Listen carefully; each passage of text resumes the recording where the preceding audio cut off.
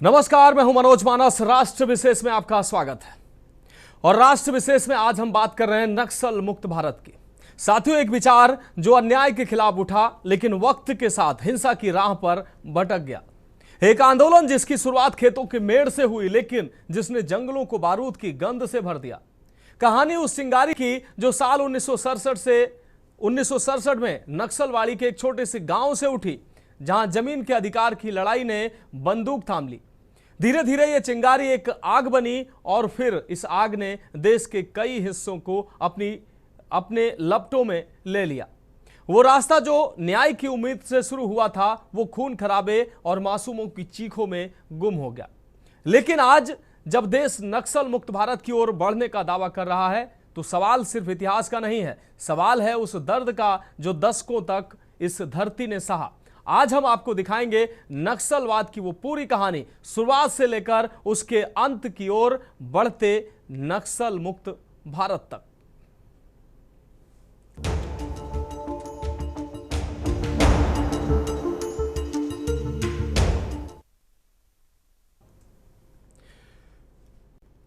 तो नक्सल मुक्त भारत, हिंसा से विकास तक। पश्चिम बंगाल का एक छोटा सा गांव नक्सलवाड़ी, साल 1967 में जमीन के एक टुकड़े से उठी चिंगारी ने कब देखते ही देखते आधे हिंदुस्तान को अपनी चपेट में ले लिया। यह भारतीय सुरक्षा के इतिहास का सबसे काला अध्याय है, जिसे कभी बसंत का वज्र घोष कहा गया। उसने दशकों तक लाल गलियारे में अपनों का ही खून बहाया। 50 सालों में बस्तर के जंगलों ने सिर्फ गोलियों की गूंज सुनी थी, जहां स्कूल जाने की उम्र में बच्चों के हाथों में बंदूकें थमा दी गई और जहां विकास की हर सड़क बारूदी सुरंगों से होकर गुजरती थी। लेकिन आज तस्वीर बदल चुकी है। जिस लाल गलियारे ने देश को हजारों जख्म दिए, आज वहां विकास की नई इबारत लिखी जा रही। इस खास रिपोर्ट में देखें। नक्सलवाद की शुरुआत। पश्चिम बंगाल के दार्जिलिंग जिले का एक छोटा सा गांव नक्सलवाड़ी। किसी ने नहीं सोचा था कि जमीन के एक टुकड़े से शुरू हुआ यह विवाद आधी सदी तक भारत की आंतरिक सुरक्षा के लिए सबसे बड़ी चुनौती बन जाएगा। 25 मई 1967 को स्थानीय किसान आदिवासी शेयर कॉपर्स ने जमींदारों के खिलाफ हथियार उठाए। एक किसान को अपनी जमीन पर हल चलाने का न्यायालय का आदेश मिला था, लेकिन जमींदारों ने उसे रोकने की कोशिश की। पुलिस फायरिंग में 11 लोग मारे गए। चारू मजूमदार और कानू सान्याल के नेतृत्व में उभरा ये बसंत का वज्रघोष व्यवस्था के खिलाफ हथियार उठाने की पहली बड़ी हुंकार थी। भारत में नक्सलवाद की पूरी कहानी एक लंबे सामाजिक राजनीतिक संघर्ष की दास्तान है, जो 1967 से शुरू होकर 2026 तक लगभग समाप्त होने तक फैली रही। ये कहानी गरीबी, भूमि असमानता, आदिवासी शोषण और माओवादी विचारधारा से प्रेरित सशस्त्र विद्रोह की है, जिसने देश के कुछ हिस्सों को रेड कॉरिडोर बना दिया। नक्सलवाद के इतिहास की सबसे निर्णायक तारीख। नक्सलवाद के सांगठनिक ढांचे को समझना किसी चक्रव्यूह को समझने जैसा है। यह केवल जंगलों में छिपे लड़ाके नहीं, बल्कि एक व्यवस्थित भूमिगत सरकार की तरह काम करने वाला ढांचा है। 21 सितंबर 2004 भारतीय नक्सलवाद के इतिहास की सबसे निर्णायक तारीख, जब पीपुल्स वार ग्रुप और माओइस्ट कम्युनिस्ट सेंटर का विलय हुआ। जन्म हुआ भारतीय कम्युनिस्ट पार्टी माओवादी का। इस विलय ने बिखरी हुई ताकतों को एक केंद्रीय कमान दी, जिसने इसे एक सेना का रूप दे दिया। 70 और 80 के दशक तक ये विचारधारा जंगलों की आग की तरह फैली। बिहार के जहानाबाद से लेकर आंध्र प्रदेश के जंगलों तक लाल गलियारा मजबूत होता गया। उस दौर में देश के 126 जिले इस हिंसा की चपेट में थे। लोकतंत्र के स्तंभों पर प्रहार हो रहा था, स्कूल गिराए जा रहे थे और सड़कें खोदी जा रही थी। संगठनात्मक विकास और विस्तार। 1980 आंध्र प्रदेश में कोंडापल्ली सीतारामैया द्वारा पीपुल्स वार ग्रुप की स्थापना। 1980 से 90 के दशक में नक्सलवाद का पुनरुत्थान। बिहार, उड़ीसा, आंध्र प्रदेश, छत्तीसगढ़ में फैलाव, रेड कॉरिडोर का उदय। 21 सितंबर 2004 को पीडब्ल्यूजी और एमसीसी का विलय होकर सीपीआई माओइस्ट की स्थापना। संगठनात्मक ताकत और समन्वय में भारी वृद्धि। 2000 के अंत तक प्रभाव लगभग 180 जिलों तक फैला। हिंसा का चरम 2005 से 2010 के बीच। नक्सलवाड़ी विद्रोह का कारण। नक्सलवाद की जड़ें पश्चिम बंगाल के दार्जिलिंग जिले के नक्सलवाड़ी गांव में 1967 के बसंत में पड़ी। तब भारत स्वतंत्र हो चुका था, लेकिन ग्रामीण क्षेत्रों में सामंती व्यवस्था, भूमि स्वामित्व की असमानता और जमींदारों का शोषण जारी था। आदिवासी क्षेत्रों में भूमि, वन अधिकारों का शोषण, विकास की अनुपस्थिति, भ्रष्टाचार और पुलिस अत्याचार। लेकिन नक्सलियों ने हिंसा को मुख्य हथियार बनाया। पुलिस कर्मियों, जमींदारों, ठेकेदारों और वर्ग शत्रुओं की हत्या, बम विस्फोट और जन अदालतें, इससे लोकतंत्र की जड़ें हिली और विकास रुका। नक्सलवाद की शुरुआत और विचारधारा। मई 1967 पश्चिम बंगाल के नक्सलवाड़ी गांव में किसान विद्रोह शुरू। जमींदारों के खिलाफ आदिवासी और शेयर कॉपर्स ने हथियार उठाए। पुलिस फायरिंग में 11 मौतें। चारू मजूमदार, कनु सन्याल और जंगल संथाल मुख्य नेता। 1967 से 68 चारू मजूमदार के ऐतिहासिक 8 दस्तावेज जारी। माओ से तुंग की जनयुद्ध की विचारधारा अपनाई, नारा चीन का रास्ता हमारा रास्ता। 22 अप्रैल 1969 कम्युनिस्ट पार्टी ऑफ इंडिया की स्थापना कनु सन्याल ने कोलकाता में घोषणा की। 1972 चारू मजूमदार की पुलिस हिरासत में मौत, आंदोलन में अस्थायी गिरावट। नक्सलवाद का नेतृत्व। चारू मजूमदार, कन्नू सन्याल और जंगल संथाल ने इस आंदोलन का नेतृत्व किया। चारू मजूमदार ने ऐतिहासिक 8 दस्तावेज लिखे, जिसमें माओ से तुंग की जनयुद्ध की विचारधारा को अपनाया गया। यह सोवियत चीन विभाजन के समय हुआ, जब भारतीय कम्युनिस्ट पार्टी में फूट पड़ी। नतीजा यह हुआ कि विद्रोह को कुछ महीनों में कुचल दिया गया, लेकिन यह नक्सलवाद का प्रतीक बन गया। 1969 में चारू मजूमदार ने CPI-ML की स्थापना की। नारा था चीन का रास्ता हमारा रास्ता। इतिहास गवाह है, जब जब विचारधारा के नाम पर हाथों में हथियार लिए गए, तब तब माताओं ने अपने लाल और धरती ने अपनी शांति खोई। पिछले कई दशकों में नक्सलियों ने हिंसा की ऐसी इबारत लिखी जिसने पूरे देश की रूह कपा दी। अप्रैल 2010 दंतेवाड़ा में CRPF पर घातक हमला, 75 से अधिक सुरक्षाकर्मी शहीद। 2010 ज्ञानेश्वरी एक्सप्रेस ट्रेन पटरी से उतरी, 148 मौतें। ऐसी तमाम खूनी घटनाएं साक्षी। नक्सलियों की प्रमुख हिंसक घटनाएं और हमले।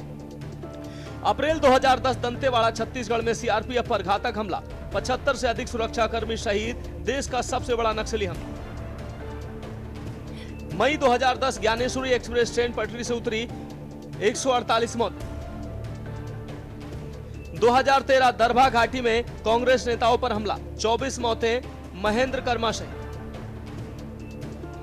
2017 सुकमा छत्तीसगढ़ में CRPF पर हमला, 24 शहीद। 2018 सुकमा में फिर CRPF पर IED हमला, कई शहीद। 2021 सुकमा बीजापुर सीमा पर भारी मुठभेड़, 22 सुरक्षाकर्मी शहीद। 2023 से 25 दंतेवाड़ा बस्तर में स्पोर्डिकली हमले जारी, लेकिन तीव्रता का। नक्सलवाद से विकास पर प्रभाव। नक्सलवाद ने प्रभावित राज्यों, विशेषकर छत्तीसगढ़ और झारखंड के विकास को दशकों पीछे ढकेल दिया। शिक्षा और स्वास्थ्य, स्कूलों को बम से उड़ा दिया जाता था ताकि सुरक्षा बल वहां न रुक सके, जिससे आदिवासी बच्चों की शिक्षा समाप्त हुई। बुनियादी ढांचा, सड़क निर्माण, ठेकेदारों की हत्या और मशीनों को जलाना आम था, इससे ये इलाके कटे रहे। आर्थिक क्षति। खनिजों से भरपूर होने के बावजूद हिंसा के डर से निवेश और रोजगार के अवसर सीमित रहे। मानवीय क्षति। सुरक्षा बलों और आम नागरिकों के साथ साथ भटके हुए युवाओं की बड़ी संख्या में जाने गई। नक्सल समस्या विकास पर प्रभाव। नक्सलवाद ने जिन क्षेत्रों को अपनी चपेट में लिया, वहां केवल सुरक्षा की चुनौती ही पैदा नहीं हुई, बल्कि विकास का पहिया दशकों पीछे छूट गया। इसे विकास का प्रतिगामी चक्र कहा जा सकता है, जहां हिंसा की वजह से विकास नहीं हुआ और विकास न होने की वजह से असंतोष पनपता गया। नक्सलियों की रणनीति का मुख्य हिस्सा संपर्क काटना रहा। उन्होंने विकास के प्रतीकों को सीधा निशाना बनाया। सुरक्षा बलों की आवाजाही रोकने के लिए हजारों किलोमीटर सड़कों और पुलों को विस्फोटकों ईडी से उड़ा दिया गया। इससे गांव मुख्यधारा से कट गए। मोबाइल टावरों को नष्ट करना नक्सलियों की प्राथमिकता रही, ताकि सूचनाओं का आदान प्रदान न हो सके। इससे डिजिटल इंडिया का लाभ इन क्षेत्रों तक नहीं पहुंच पाया। प्रभावित जिलों में कमी और विकास। 2010 से 2013 प्रभावित जिलों की संख्या चरम पर, 126 से 180 जिलों में हिंसा। 2018 प्रभावित जिलों की संख्या 126 से घटकर 90 हुई। 2021 70 जिलों तक सीमित। 2024 38 जिलों तक कमी, सबसे प्रभावित 12 से घटकर 6। मार्च 2025 कुल प्रभावित 18 जिले, 6 सबसे प्रभावित। अक्टूबर 2025 सबसे प्रभावित जिले मात्र 3, बीजापुर, सुकमा, नारायणपुर, छत्तीसगढ़। फरवरी 2026 प्रभावित जिले घटकर 7, मुख्यतः छत्तीसगढ़, झारखंड, ओडिशा। नक्सलवाद के खिलाफ भारत सरकार की जीरो टॉलरेंस नीति और समाधान रणनीति ने पिछले एक दशक में जमीन पर बड़े बदलाव दिखाए। प्रभावित जिलों की संख्या में भारी कमी दर्ज की गई। जिसको भी ये नक्सलवादी हिंसा अन्याय का सामना लगती है, मेरे सबसे करबद्ध निवेदन है, एक कैंप में जाकर 2 रात बिताइए, आपको मालूम पड़ेगा ये नक्सलवादियों ने क्या किया। और यहां बैठकर फैशनेबल तरीके से इनका पक्ष लेना, कि इनकी सुनो, इनसे चर्चा करो, बहुत सरल है किसी के पास जवाब?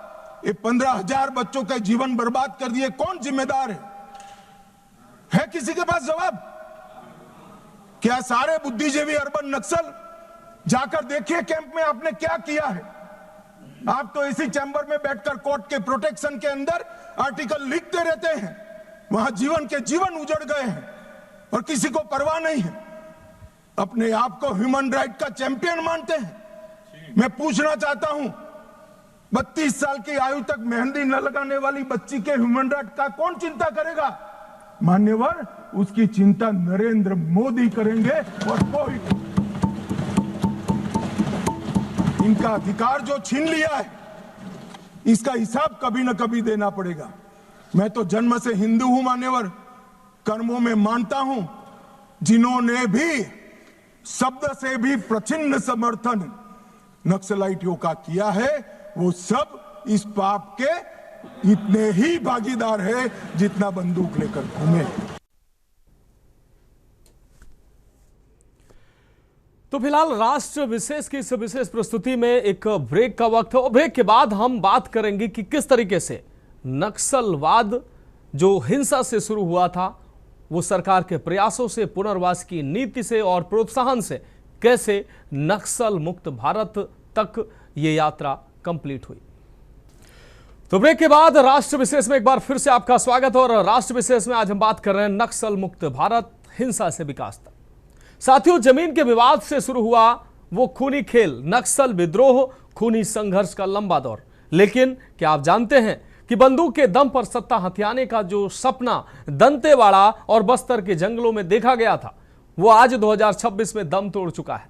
कैसे लाल सलाम पर भारी पड़ा हमारा लोकतंत्र, अब नक्सल मुक्त भारत का सपना हकीकत बनता जा रहा है। 1967 में नक्सलवाड़ी से शुरू हुई वो आग जिसने देश के 180 जिलों को दहला दिया था, आज वो चंद इलाकों तक सिमट कर क्यों रह गई है। देखिए कैसे सरकार की समाधान नीति ने बदल दी है जंगलों की किस्मत। 1967 में चारू मजूमदार की उस एक विचारधारा से लेकर 2026 में गृह मंत्री के नक्सल मुक्त भारत के संकल्प की सिद्धि तक देखिए नक्सलवाद के उत्थान और उसके खौफनाक तांडव और अंततः शांति की मुख्य धारा में लौटने की वो दास्तान जिसे जानना हर हिंदुस्तानी के लिए जरूरी है। सरकार की सुरक्षा और विकास की पहले 1971 ऑपरेशन स्टेपलेज, पश्चिम बंगाल में सेना और सीआरपीएफ की कार्रवाई। 2009 ऑपरेशन ग्रीन हंट शुरू, बड़े पैमाने पर केंद्रीय बलों की तैनाती। कठोर सुरक्षा, कोबरा जैसे विशेष बलों का गठन, ऑपरेशन ग्रीन हंट और हाल के वर्षों में सर्जिकल स्ट्राइक जैसे ऑपरेशनों ने कैडरों को कमजोर किया। 2014 के बाद मिशन समाधान रणनीति अपनाई गई। विकास की पहुंच, आकांक्षी जिला कार्यक्रम के तहत विकास को उन क्षेत्रों तक पहुंचाया गया जहां सरकार नहीं पहुंच पा रही थी। सड़कें, मोबाइल टावर, स्कूल, अस्पताल और एकलव्य स्कूलों का निर्माण। 2017 से समर्पण नीति को मजबूत किया, नगद पुरस्कार, नौकरी, प्रशिक्षण और पुनर्वास। 2024 से 25 ऑपरेशन कागर और operation black forest. Drone, AI और सैटेलाइट का उपयोग, टॉप लीडरशिप, बसक राजू, हिडमा आदि की समाप्ति। केवल बंदूक से शांति नहीं आती, ये सरकार जानती थी। इसलिए सरकार ने नक्सलियों के पुनर्वास के लिए और उनको मुख्य धारा में लाने के लिए कई प्रयास किए। आकांक्षी जिला कार्यक्रम के जरिए उन 70 से अधिक जिलों में शिक्षा, स्वास्थ्य और पोषण पर विशेष फंड दिया गया। पोता कोबिन जैसे आवासीय स्कूल और बस्तर फाइटर्स जैसी स्थानीय भर्ती ने युवाओं को मुख्य धारा से जोड़ा। सरकार ने उनके लिए दरवाजे खोले रखे जो भटक गए थे। आत्मसमर्पण एवं पुनर्वास नीति के तहत हजारों नक्सलियों ने हिंसा त्यागी। उन्हें न केवल नगद पुरस्कार मिला, बल्कि घर, जमीन और सम्मानजनक रोजगार भी दिया गया। आज वे अपने ही पुराने साथियों को सही राह पर आने की सलाह दे रहे हैं। आज मैं बस्तर में आया हूं तब मुझसे ज्यादा आनंद किसी व्यक्ति को नहीं हो सकता। हमने तय किया था कि 31 मार्च 2026 के पहले समग्र देश से ये लाल आतंक को खत्म कर देंगे। 2030 दिसंबर तक देश का सबसे विकसित आदिवासी जिले बनेंगे तो मेरा बस्तर बनेगा। बस्तर के हर व्यक्ति को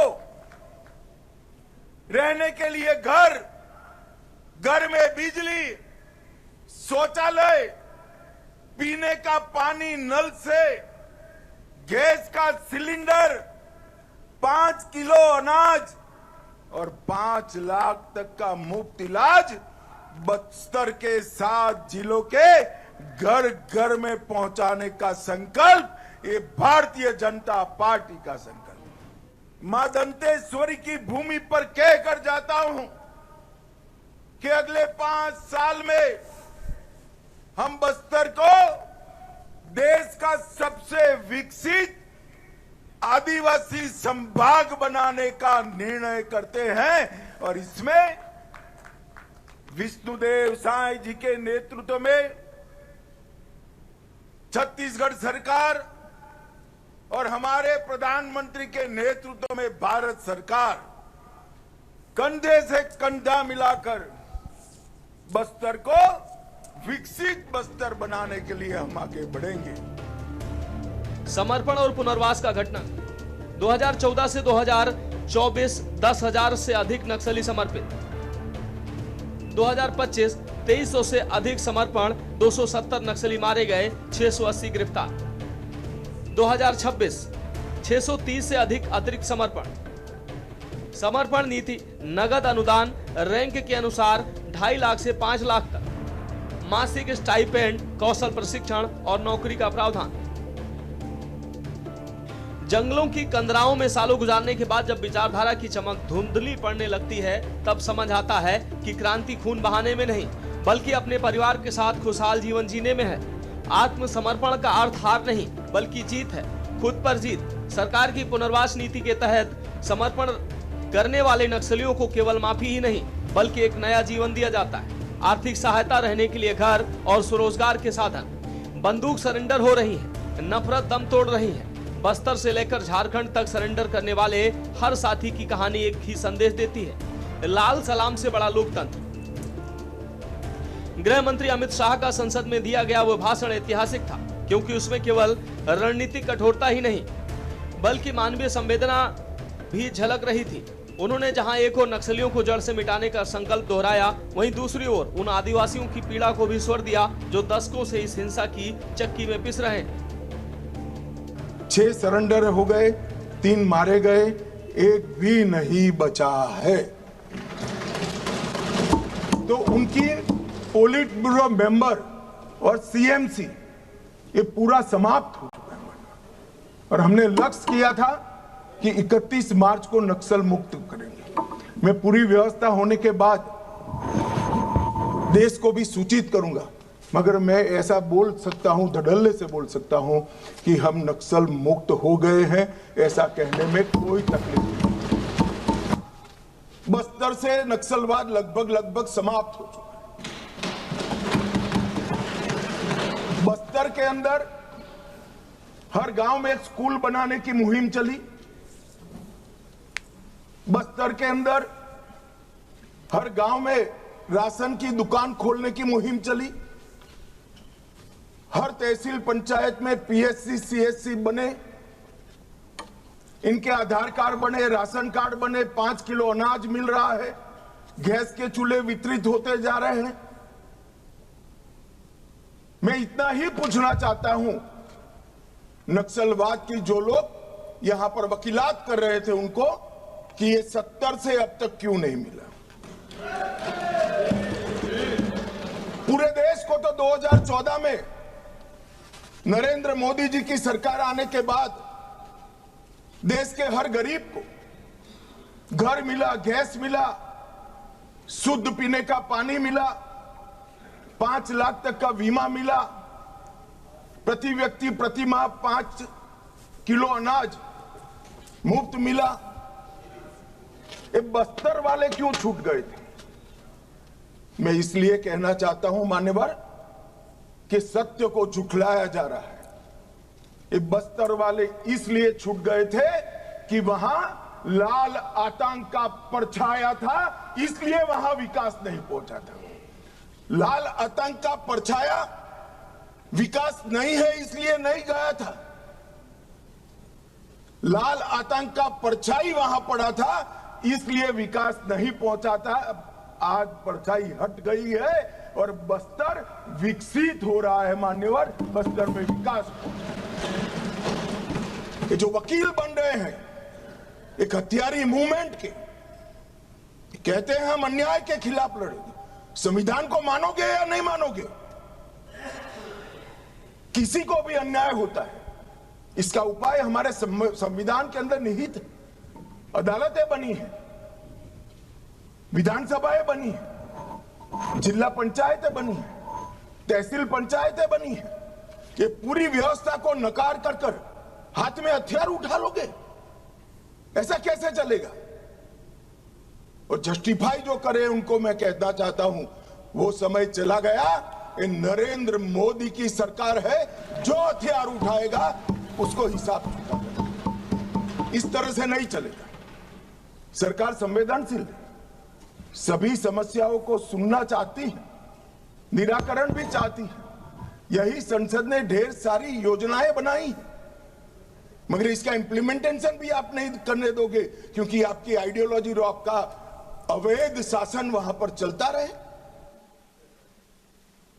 मैं आज पूछना चाहता हूं, अभी कांग्रेस के लोग बहुत जोर जोर से आदिवासी का विकास नहीं हुआ, विकास नहीं हुआ, विकास नहीं हुआ कहते थे, और राजकुमार रोज जैसे आदिवासी युवा सांसद भी वोट की लालच में कांग्रेस का समर्थन कर रहे थे, कांग्रेस की थ्योरी का समर्थन कर रहे। मैं उनको पूछना चाहता हूं, भाई 75 साल में 60 साल तो शासन आपने किया, आदिवासी अभी तक विकास के बगैर क्यों बच गया? विकास तो अब आकर नरेंद्र मोदी जी कर रहे हैं। 60 साल तक उसको घर नहीं दिया, उसको पानी नहीं दिया, इसके लिए स्कूल नहीं बनी, मोबाइल टावर नहीं पहुंचने दिए, बैंक की फैसिलिटी नहीं पहुंचने दी, और अब आप हिसाब मांग रहे हो। अरे भाई, जग थोड़ा तो अपने गिरेबान में झांक कर देखो कि दोषी कौन है।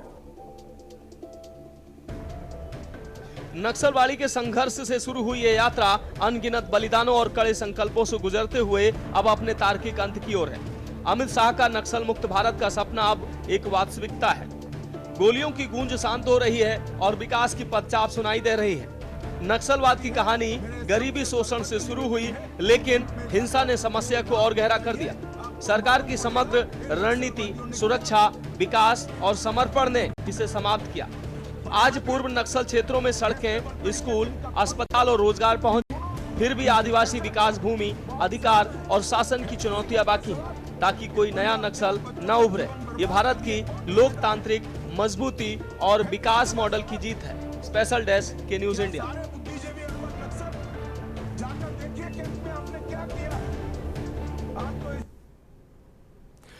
तो साथियों, नक्सलवाड़ी की उस पहली चिंगारी से लेकर आज के नक्सल मुक्त भारत के संकल्प तक ये सिर्फ एक आंदोलन की कहानी नहीं बल्कि एक देश के जख्मों की दास्तां है। जब भी बंदूक की आवाज गूंजती थी वहां अब विकास की बातें हो रही हैं।